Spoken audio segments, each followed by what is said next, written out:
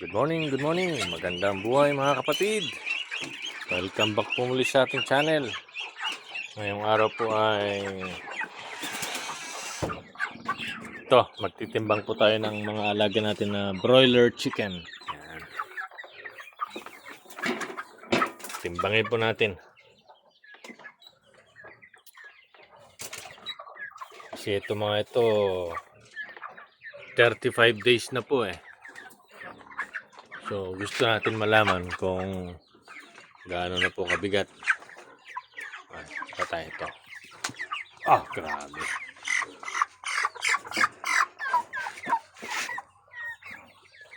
Bah, 1.8 mga kapatid oh. Not bad. Aabutin pa po siguro ito ng 2 kilo. Ayun. 1.8 oh.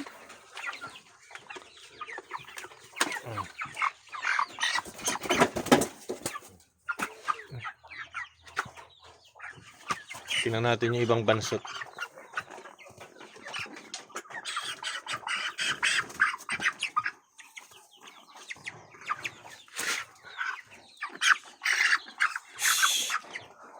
Kumalap.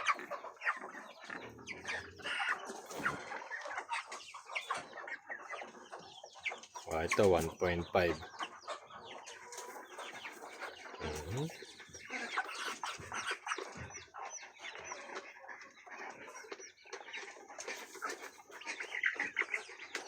Delikado, mukhang may sipon ah.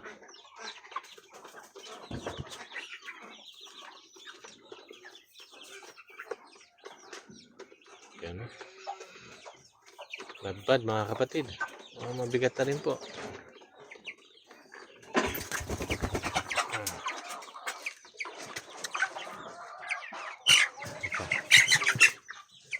May mga ibang bansot eh. Pero pinakamataas natin 1.8 na po. Nasa loob na po sila ng 35 days mga kapatid. Hindi na po masama. Ngayon kung maganda yung resulta ng unang alaga natin, may possibility po na itutuloy natin ito. Mag-alaga tayo ng marami.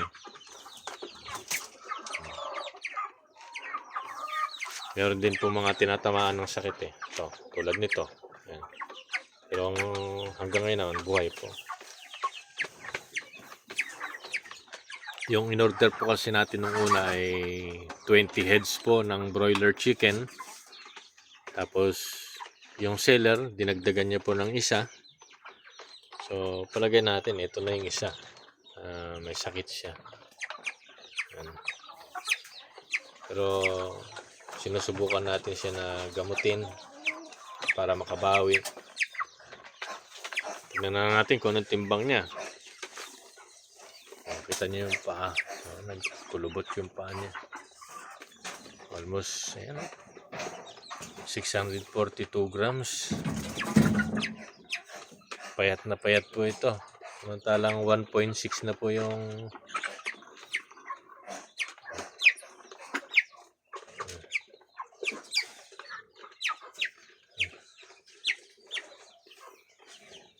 putla na po.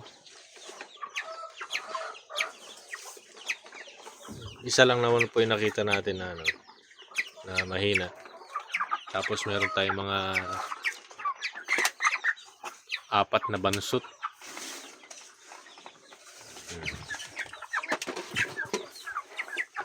Ito, try natin timbangin itong isa. Ayun, magpahuli.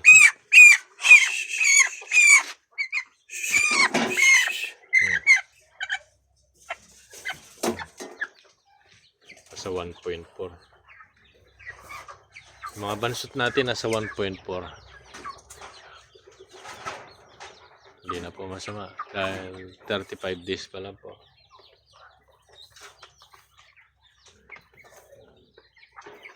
Ang pinakamabigat po yung 1.8. Ayun, hingal na hingal sila dahil sa sobrang init. Sobrang pang init ng panahon ngayon mga kapatid.